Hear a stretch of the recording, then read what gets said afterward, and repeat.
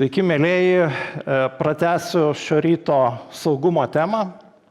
Šiek tiek jinai bus susijusi ir su, ne tik tai su šalies ir regiono saugumu, bet ir su didžiuoju verslu. Galvojant apie energetinį saugumą, visų pirma, reikia suprasti, kad globaliai šiuo metu vyksta milžiniška transformacija, kaip iš viso pasaulyje yra teikiama energija. Pasaulyje, kuriame dominuoja iškastinis kuras, energija pagrindinė yra akmens anglis, nafta, dujos. Kadangi visas šitas tris kuro rūšis galima transportuoti laivais, iš esmės rinka ir tiekimo kanalai yra globalūs. Štai kodėl net ir sankcionuojant arba uždraudžiant tam tikrą energijos šaltinio tiekimą iš nedraugiškų šalių, realiai jų tiekimas globaliai nesumažėja ir tiesiog persiskirsto srautai pasaulyje ir vienus tiekėjus pakeičia kiti. Visgi per maždaug 20 metų labai sparčiai vykstant dekarbonizacijai, visų pirma dėl ekonominių priežasčių, labai stipriai pramoniai, transportui ir kitoms sritim elektrifikuojantis, iš esmės energijos tiekimas iš globalaus pataps į regioninį, todėl kad didžioji pagrindinė pirminė energijos rūšis bus elektra, antrinė molekuliomis pagrinde pagrįsta vandeniliu ir jų negalima transportuoti laivais. Todėl visa didžioji energetika bus sukuriama arba tame regione, kurioje koncentruojasi vartotojai ir pramonė, arba iš aplinkinių regionų. Todėl mes labai aiškiai matome, kad jau apie 40 metus formuosis tam tikri struktūriniai donorai Europos Sąjungoje, visų pirma šiaurės šalis, pietų šalis, šiaurės jūra ir Baltijos šalis, kurios bus energijos donorais centrinei Europai. Vokietija indikuoja, kad 2040 metais jie importuos maždaug apie 100 gigavatų energijos. Tokia galia yra numatoma kaip struktūrinis poreikis Vokietijos. Didžiulis pokytis tiekime vyksta. Ir tas pokytis yra suvokiamas ne tik vakariečių, bet jis yra labai gerai suprantamas ir Rusijoje. Kas mėgsta skaityti dokumentus, siūlau susirasti, tai yra viešai prieinama. 2017 metais Putino pasirašyta Rusijos ekonominio saugumo strategija, kurioje viena iš pagrindinių grėsmių Rusijos ekonominiam saugumui yra įvardinta žalioji vakarų ekonomikų transformacija. Labai lengva suprasti, kodėl, todėl kad jeigu giliau paanalizuoti Rusijos BVP struktūrą, galime atrasti, kad netiesiogiai iki 80% viso BVP yra susijusi su dujų ir naftos sektoriumi. Ir tik 20% to, ką rusai pagamina savo rankom, yra visa kita. Ir tai skaitant metalų tiekimą, ir tai skaitant grūdus, kur tai yra vienas iš globalių lyderių. Jeigu išnyktų ši industrija, BVP per capita, GDP per capita Rusijos prilygtų Afrikos centrinių valstybių lygmenių. Ir tai yra milžiniškas pavojus Rusijai. Tas suvokimas jau 17 metais, mano asmeniniu įsitikinimu, buvo vienas iš motivatorių tame tarpe ir pradėti karinius veiksmus Ukrainoje. Rusija į šitą temą žiūri labai rimtai ir kai kurie yra silpni, bet kai kurie yra labai stiprus ir ypač stiprus yra politinėme veikime, dezinformacijoje ir propagandoje. Vieną iš pavyzdžių aš jums galiu parodyti. Mes turime LNG Independence laivą, kuris vadinasi Independence. 2 metai po tos strategijos patvirtinimo Kaliningrade atsirado identiškai to paties gamintojo tokio pačio dydžio laivas. Jo pavadinimas jau yra ne Independence, aišku, o Maršal Vasilevski. Kasgi tas Maršal Vasilevski? Maršal Vasilevski buvo maršalas Raudonosios armijos, kuri karo metu kovojo ir jų nuomonę išvadavo kitų nuomonė užkariavo, bet pradėjo savo karinius veiksmus Donbase, Kryme, užkariavo Baltarusiją, Baltijos šalis ir maršalas Vasilevskis savo karjerą ir savo darbą pabaigė užimdamas Karaliaučiaus sritį. Šis laivas su šituo vardu šio maršalo stovi Karaliaučiuje, turbūt daugiau komentarų čia ir nenorėčiau pridėti. Lietuva ir Baltijos šalys po pat nepriklausomybės atgavimo turėjo ilgą kovų, tokių virtualių kartais ir tikrų, kartais ir nelabai plika akimi matomų energetinių kovų su Rusijos federacija istorija.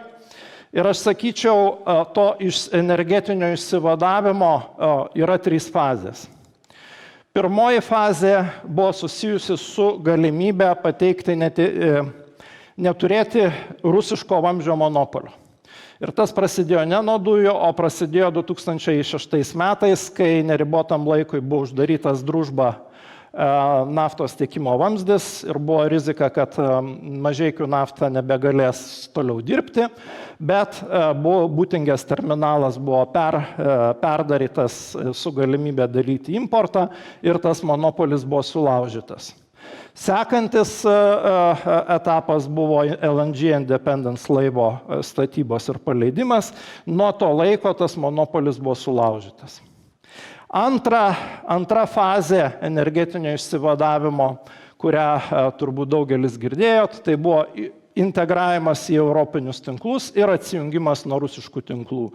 Ši fazė pasibaigs kitų metų vasario mėnesį, Baltijos šalims galutinai atsijungus nuo rusiškų tinklų ir tikėtina taip pat ir išmontavus elektros linijas. Na ir yra trečia fazė. Ir daugelis galvoja, kad tai jau ir viskas, tai yra tikroji nepriklausomybė. Iš tikrųjų yra dar viena nemažiau svarbi ir labai esminė fazė. Tai yra globalus kainų konkurencingumas energijoje, nes Rusija naudoja energiją kaip ginklą ir būtent kainos, tikros arba tariamos geros kainos faktorius buvo paskutinis tas toksai ginklo būdas, kuris buvo visą laiką Rusijos naudojamas, bandant užvaldyti aplinkinės valstybės, korumpuoti aplinkinius politikus ir taip toliau. Ir iš tikrųjų, globaliai, jau ir šiandien girdėjom, vyksta tam tikra kova, globali kova dėl globalaus energetinių kainų konkurencingumo. Jo neturint, neužteks turėti tik nepriklausomus tinklus, mes visada turėsime tam tikrą politinį spaudimą sugrįžti atgal į rusišką ekosistemą. Čia norėčiau truputėlį paaiškinti, kaip veikia šiuo atveju energetinė elektros sistema Europoje. Čia jūs matote 23 metų visų metų svertinį didmeninių kainų vidurkį. Ir jūs gerai galite matyti, kad Europoje formavosi šiaurės šalyse ženkliai žemesnės kainos, didžiausios kainos yra Lenkija, Balkanai ir Centrinė Europa, Vokietija irgi turi nemažas kainas, Baltijos šalis yra kažkur tarp Lenkijos ir Skandinavijos šalių. Jūs galite paklausti, kodėl. Jeigu gilintis toliau, kaip veikia europinė sistema, jos atsakymas yra labai paprastas. Tuose regionuose, kuriuose yra energijos gamybos perteklius, formuojasi žemesnis vidutinis kainų lygis. Vienintelis tvarus būdas turėti globaliai konkurencingas energijos kainas yra turėti perteklinę energetikos sistemą. Tai reiškia pagaminti daugiau, negu yra vidutinis vietinis vartojimas. Neužtenka pasigaminti 100%, reikia turėti perteklinės sistemas. Tam mes jau turime ne tik teorinius, bet ir praktinės iliustracijas. Šiuo metu rugsėjo 28 dieną, nelabai seniai, Lietuva pirmą kartą po labai ilgo laiko turėjo žemesnės kainas negu Latvijoje, Estijoje ir Suomijoje.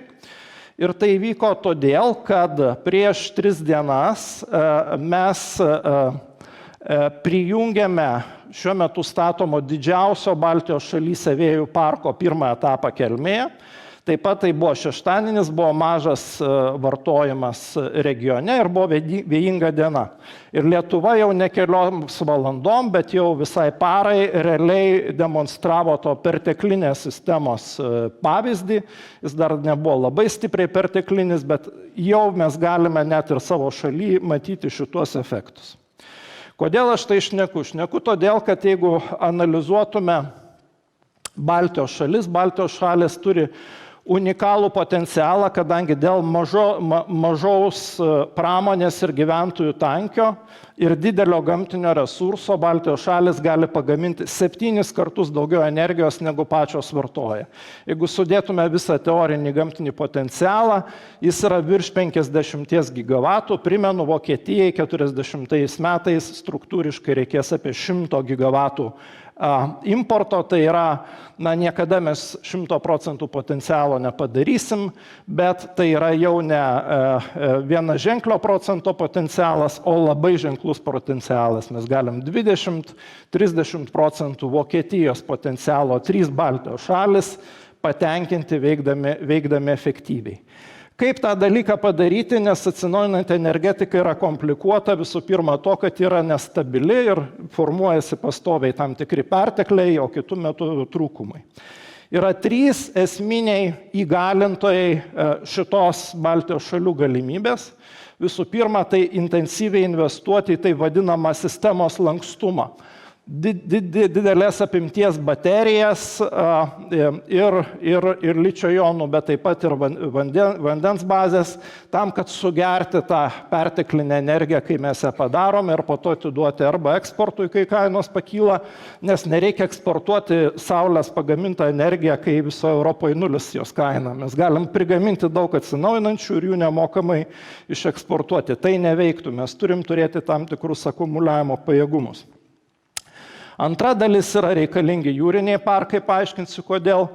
Ir trečia esminė ir pati svarbiausias elementas Baltijos šalių gebėjimo patapti žemiausios kainos, konkurencingiausios kainos regionų Europos Sąjungoje yra turėti labai aiškų projektą, jungiant Baltijos šalis su Vokietija jūriniu kabeliu, kuris yra skirtas energijos mainams. Pradedant nuo lankstumo. Šiuo metu yra Kruonis, kuris yra unikalus objektas, vienas didžiausių Europoje, bet jis yra nelankstus.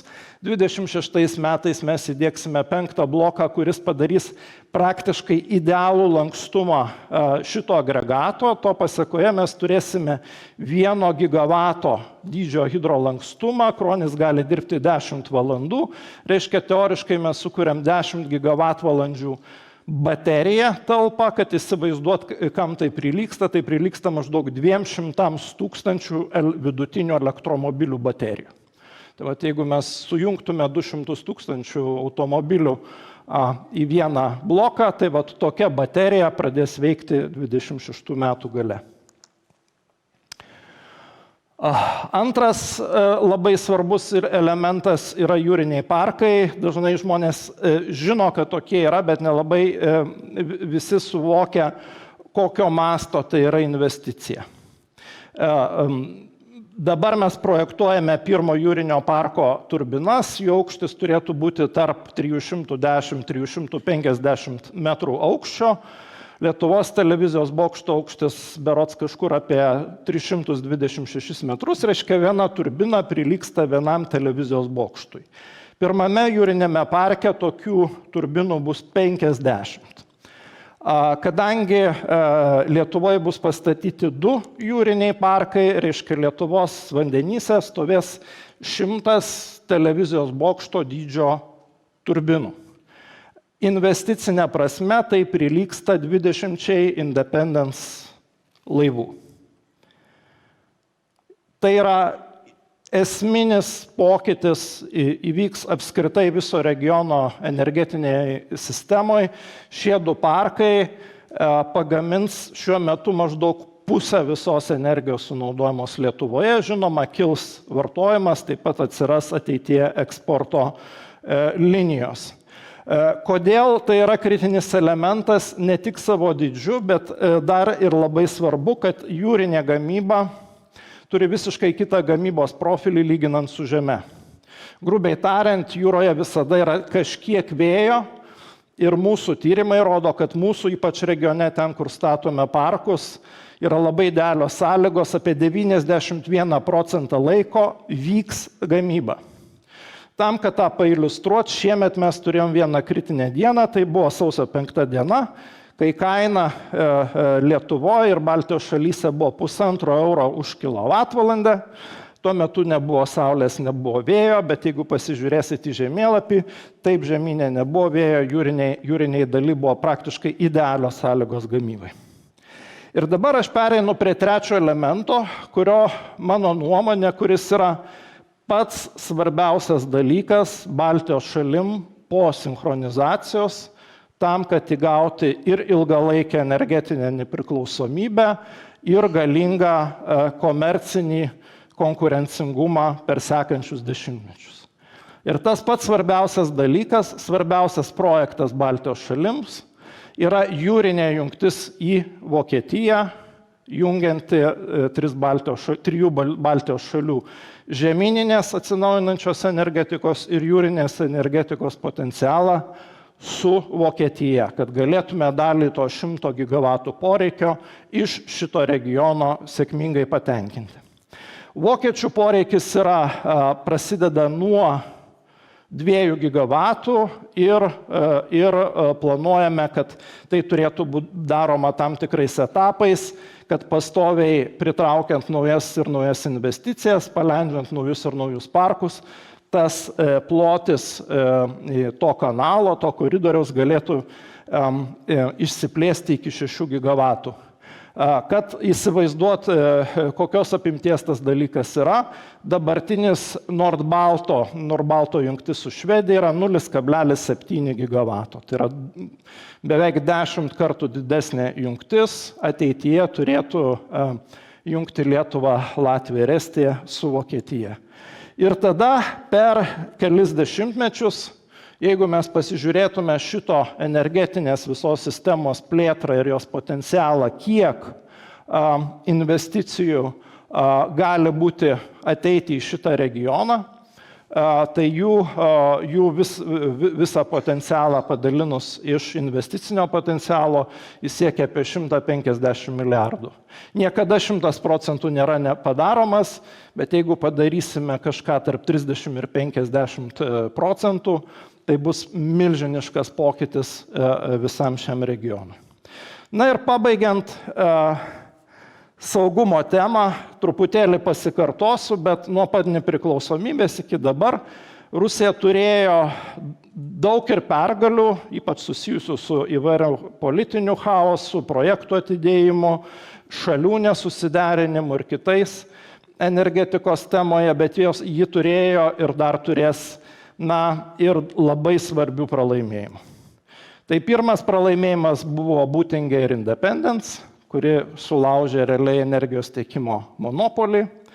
Antras pralaimėjimas yra, kai Baltijos šalis gavo finansavimą ir susitarė atsijungti nuo rusiškų tinklų ir tai pasibaigė kitų metų vasario mėnesį.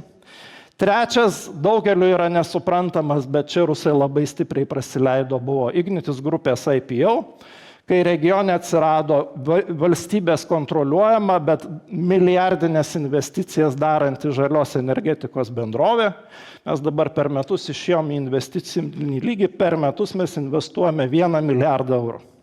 Ir tai turėtų tęstis maždaug 10 metų iš eilės. Čia buvo didžiulis pralaimėjimas, tas pokytis iš viso, kad nuo chroniško įpročio gyventi iš importo buvo apsisukta ir pradėta labai staigiai investuoti į vidinę gamybą ir projektuoti ateities jungtis ir lankstumą.